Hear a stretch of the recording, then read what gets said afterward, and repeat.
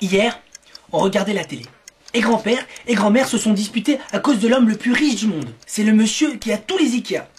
Il a dit son secret à la télé. Vous pouvez tous devenir milliardaires, il faut juste être super organisé. Et après, l'homme le plus riche du monde, il a dit que pour avoir plein de pognon, il fallait juste découper sa vie comme des tranches de saucisson. Divisez votre vie en tranches de 10 minutes. En 10 minutes, on peut faire plein de choses. Grand-mère, elle a trouvé ça génial, les 10 minutes en tranches de saucisson. Elle a dit qu'elle aussi, elle était super bien organisée. Mais grand-père était pas d'accord. Si t'es si bien organisé que ça, pourquoi t'es pas milliardaire alors? Et il s'est mis à rigoler, et grand-mère s'est fâchée, et je suis allé me coucher. Là, c'était super, parce que j'ai rêvé toute la nuit que j'étais milliardaire avec un emploi du temps comme un président. 7h20, 7h40, réveil, pille. 7h40, 8h, habillage, capla, petit déjeuner, brossage de dents, Lego, et grand-mère, elle aussi, elle avait un emploi du temps de milliardaire. 7h, 7h20, réveil grand-mère, douche grand-mère, petit déjeuner grand-mère. Réveil petit Paul, habillage petit Paul, secouage puce, petit Paul. Il n'y avait que grand-père qui avait pas d'emploi du temps de milliardaire. Parce que c'est un gros feignant, comme dit grand-mère. Mais moi, je suis pas un feignant, et je suis parti super tôt à l'école des milliardaires, pour devenir maître du temps.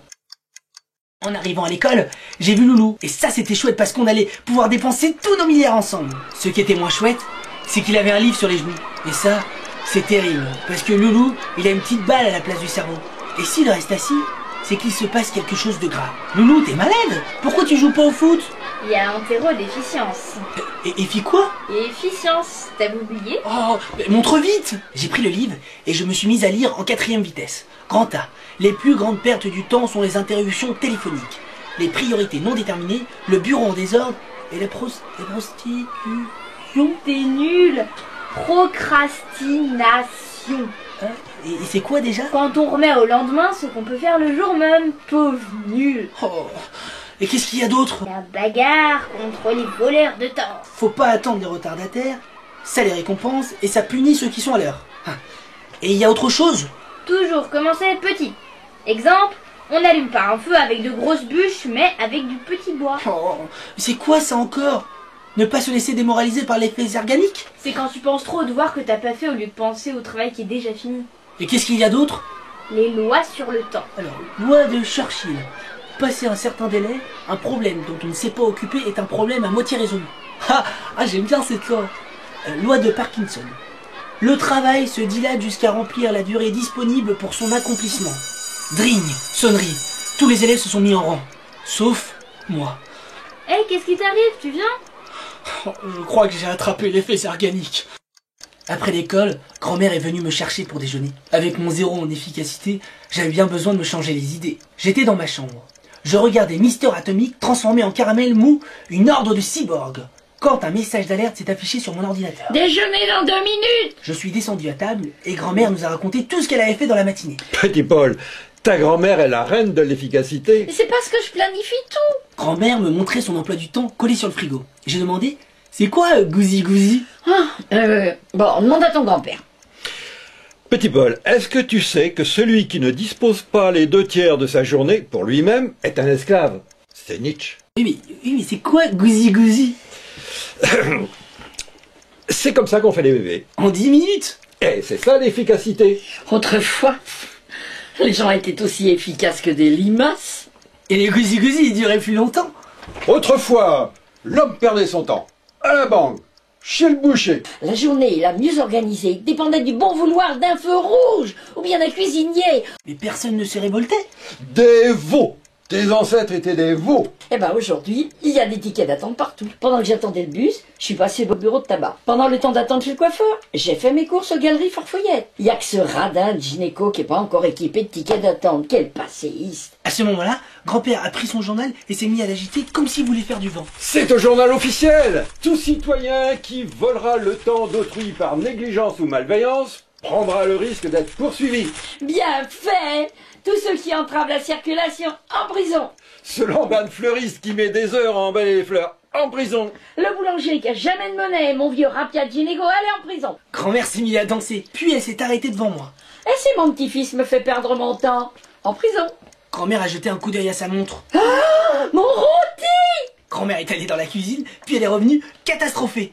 Oh, ça m'était jamais arrivé. Ah, Et il n'y a rien d'autre. Le gamin qui va être en retard. Et là, je me suis mis à rigoler et j'ai dit « Allez, en prison, grand-mère !» Après l'école, j'étais dans la salle de bain en train de lire Master Atomique. Quand grand-mère a crié Petit Paul, il est temps de prendre ton bain. j'ai commencé à enlever mes chaussures sans quitter l'œil de cette saleté de droïde vénusien. Petit Paul, tu te laves? J'accélérais mon déshabillage. Et une chaussure dans cette vermine de droïde. Et une autre dans cette saleté de martien. Petit Paul, tu descends.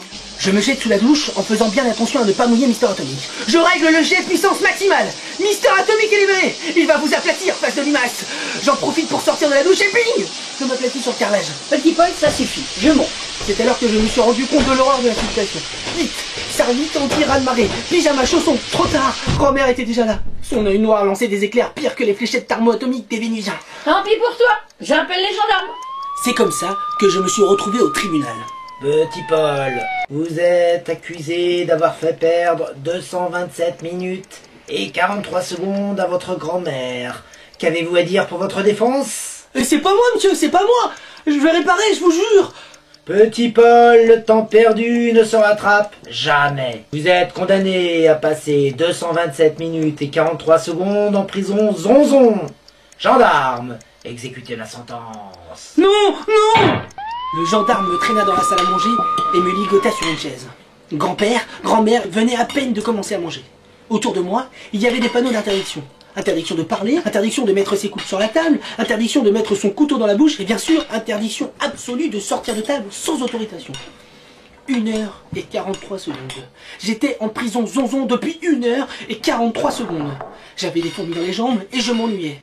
Grand-père et grand-mère n'en étaient qu'au poisson. Après, il y avait encore la viande, le fromage, le dessert, le café, le pouce-café. Grand-mère venait à peine d'attaquer le lapin à moutarde quand j'ai décidé de m'évader. Je me suis laissé glisser de ma chaise, puis j'ai disparu sous la table. Grand-mère s'est levée pour apporter le fromage, et je me suis dit, c'est le moment. Je me suis faufilé entre les jambes de grand-père. Ouf, il n'avait rien senti. Sprint sur le tapis, je fonce vers le jardin, je suis libre. Non, le gendarme. 1h27 plus tard, j'ai enfin pu sortir de la prison zonzon. J'ai retrouvé Loulou qui m'attendait dans le jardin. C'était horrible. Oh, horrible, mais c'est rien à côté de ce que je risque si je récidive. Qu'est-ce que tu risques? Le plateau de fruits de mer. Oh non. Les huîtres, les bigorneaux. Les crevettes, les langoustines, les palourdes qui ne s'ouvrent jamais. Et le pire, c'est le crabe. Ils en ont jamais fini avec la carapace. Ça dure des heures. Oh, quelle horreur. Et si on écrivait aux défenseurs des enfants? D'accord. Tu sais pourquoi ils vieillissent, les adultes?